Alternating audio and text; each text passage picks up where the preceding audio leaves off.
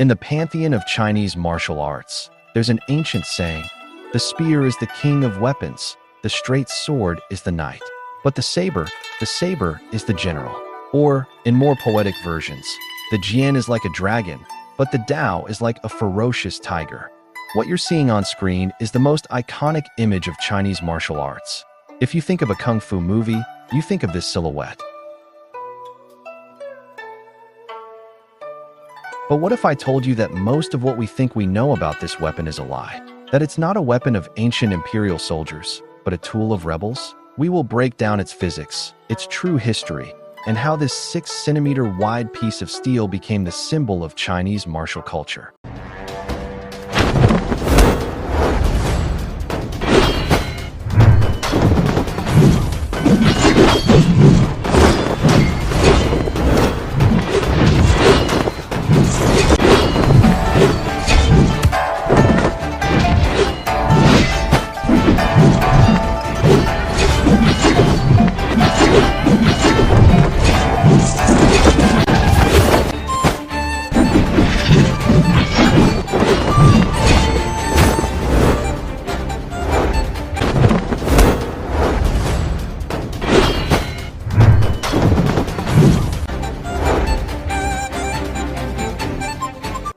The first thing that catches your eye is the blade's length, which ranges from 55 to 80 centimeters. This variability is not accidental. In traditional kung fu, the weapon is an extension of the body. To choose the correct size, you should hold the sword close to your arm, pointing upwards. The tip should reach exactly to your earlobe. But the secret to its lethality lies here. This widening towards the tip is the key characteristic of the Niuweidao, or oxtail sword. Unlike European swords or earlier military sabers, which taper to a point, this saber becomes wider and heavier at the end. Physically, this shifts the center of percussion forward. It makes the saber a hybrid between a sword and an axe. When you strike, the centrifugal force generated by that broad point multiplies the power of the impact. It's not made for subtle thrusts. It's designed for hacking and amputating.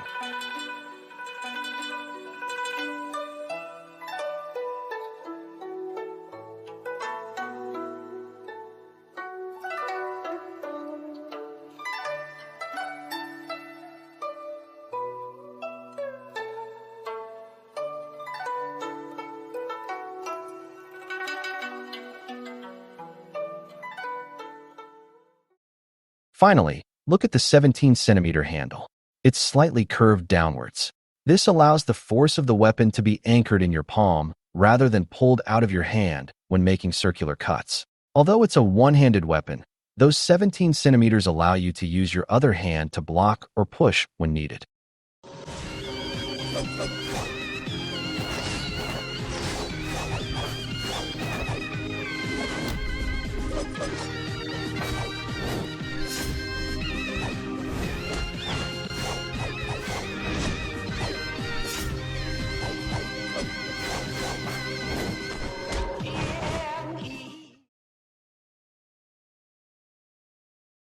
This is where the story gets interesting and we debunk the myth. When you see a movie set 1,000 years ago and the soldiers are carrying this sword, it's a serious historical inaccuracy. The Niuweidao is a modern invention. It appeared quite late, at the end of the Qing dynasty, around the 19th century. And most importantly, it was never a standard military weapon. Soldiers faced other soldiers wearing armor, helmets, and chainmail. For that, you need straighter, thicker blades, capable of piercing through gaps or striking with blunt force, like the Niuweidao.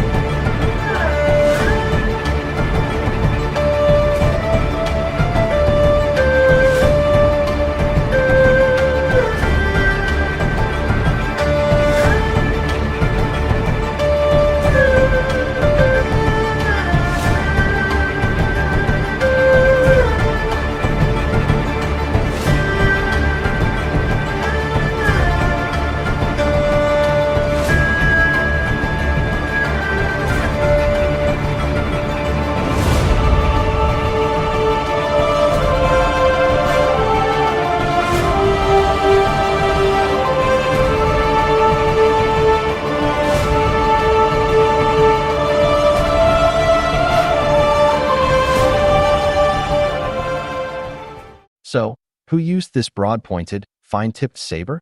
Civilians, rebels, martial artists, caravan escorts. Why? Because their enemies wore no armor. In a street fight or self-defense against bandits, you don't need to pierce metal. You need an intimidating blade, one that inflicts gruesome, superficial wounds and slices through soft tissue with ease. This sword is the weapon of the people, not the army. It is the weapon of the Boxer Rebellion and of the Kung Fu masters who protected villages.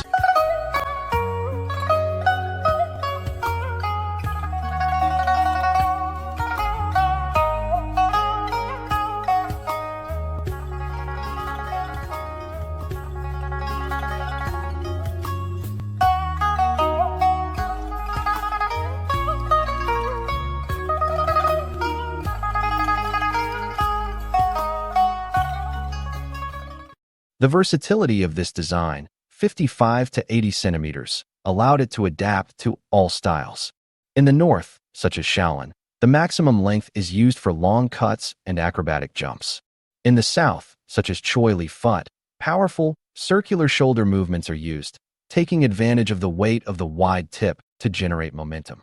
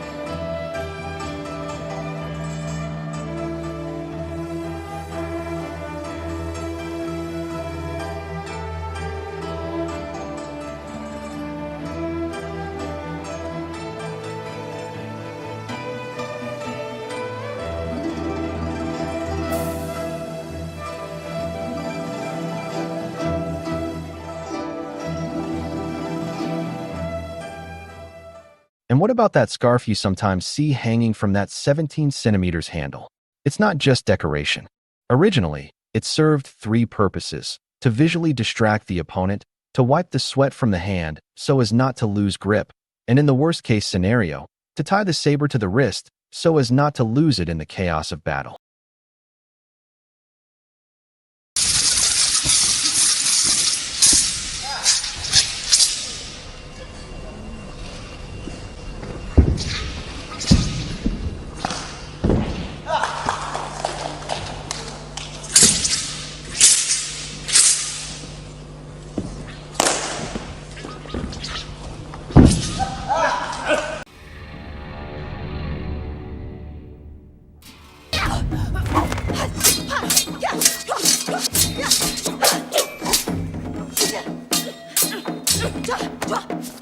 If this saber wasn't a military weapon, why is it in every Chinese war film?